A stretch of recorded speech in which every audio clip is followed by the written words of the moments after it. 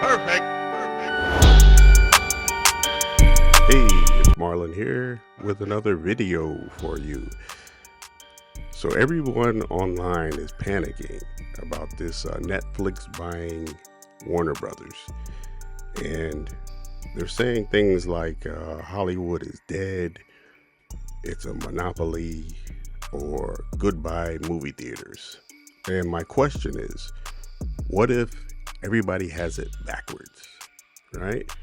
What if this move actually helps movie theaters and expands Hollywood in the process?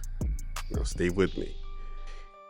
Right now, every video, podcast, tweet is repeating the same talking points.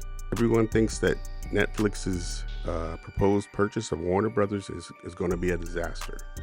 But is it really? Here's my take. This merger, it might actually be a blessing in disguise.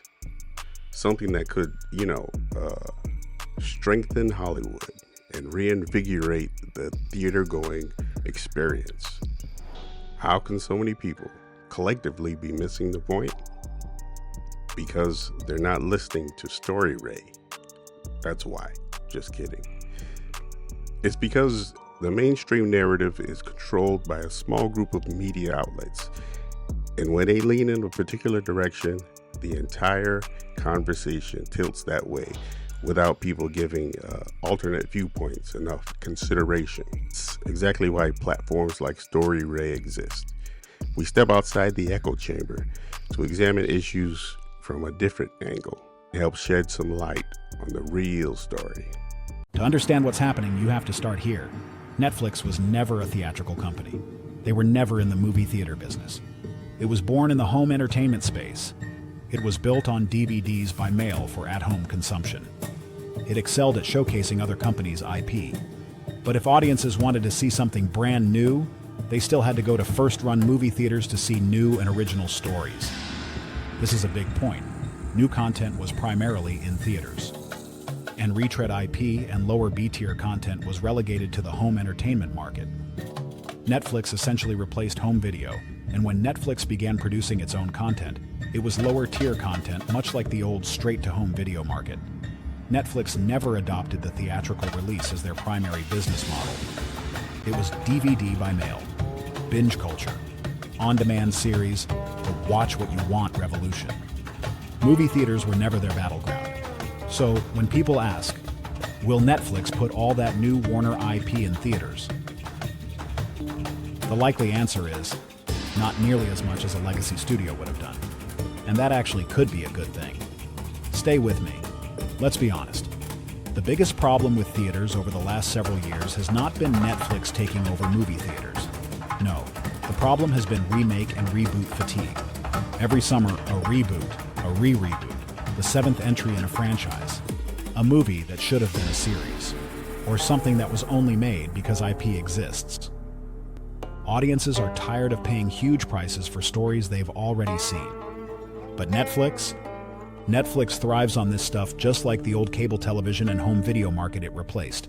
They built a global empire on comfort entertainment, bingeable franchises, long-form IP nostalgia mining, quick-turn genre shows. If Netflix wants to take Batman, Harry Potter, Looney Tunes, DC, Game of Thrones spin-offs, and keep them for the home entertainment market, let them. That's where legacy properties belong now. It frees up the movie theaters for new stories.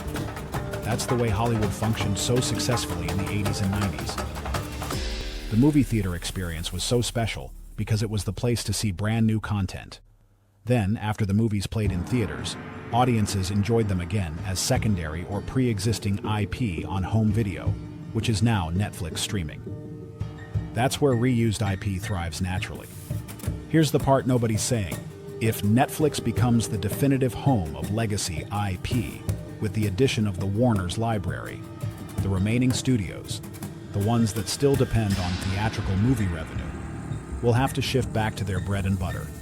Remember, Netflix didn't enter the industry threatening to take over movie theater markets.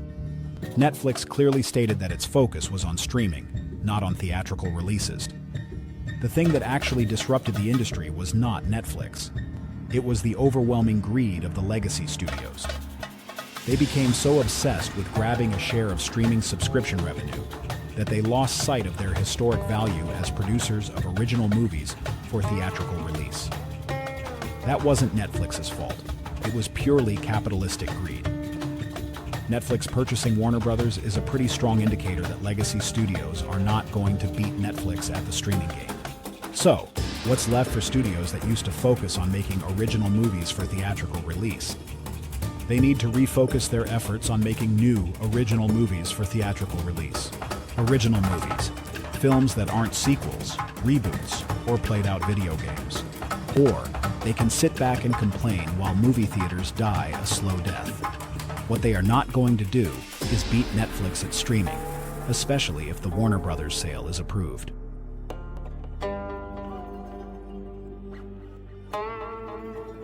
Remember, Netflix would acquire a huge amount of old Hollywood IP all at once, and since Netflix doesn't rely on theatrical releases as its primary business model, that would pull a huge chunk of potential remake or reboot IP off the table, and audiences might enjoy a much-needed break from the constant, oversaturated remake or reboot cycle. So, in a way, Netflix grabbing up all that IP might actually be a good thing for the theater-going experience. If Hollywood wakes up in time, we could actually see a return of the theaters as a space for first-run originals, mid-budget dramas, thrillers, comedies, cultural films, brand new universes that weren't born in a comic book. Imagine that. Going to theaters could become a special event-level storytelling experience again. Here's an ideal future. Streaming becomes the home of legacy IP. All the remakes, reboots, comfort shows, and comic universes. That's Netflix's playground. And theaters become premium spaces for originality. A curated experience. A destination for something you can't get at home. Not everything needs to be a giant cinematic event. And not everything belongs on the big screen. Hollywood's been forcing older IP into theaters far too long. Netflix absorbing that pressure might actually free the studios to take creative risks again. It's not a new situation. It would be a return to the 70s, 80s, and 90s, when there was a division between home entertainment and a movie-going experience. It's not all sunshine and rainbows for Netflix. They may have won streaming for now, but they also have to compete for at-home viewership against social media and those tiny little companies like YouTube. Alright, so in closing, Netflix buying Warner Bros. Is not the end of Hollywood. Unless Hollywood forgets what its core movie business has been for so long. It has always been theatrical movies, not streaming. Hopefully, the Netflix purchase of Warner Bros. Will spark something of a renaissance in the original movies in Hollywood.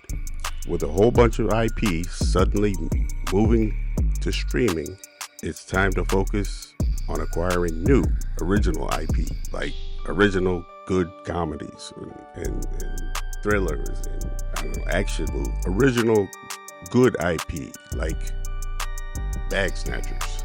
Yeah, I said it. It's a good Halloween comedy and it's fit for the whole family. And it would play year after year, every holiday season. You only make it once, but it plays year after year. Now that's a good deal. But at the rate Netflix is collecting IP, they might scoop up Bag Snatchers too. I mean, I'm just saying. All right. Thanks for listening. You can catch me on Substack, and I'm out.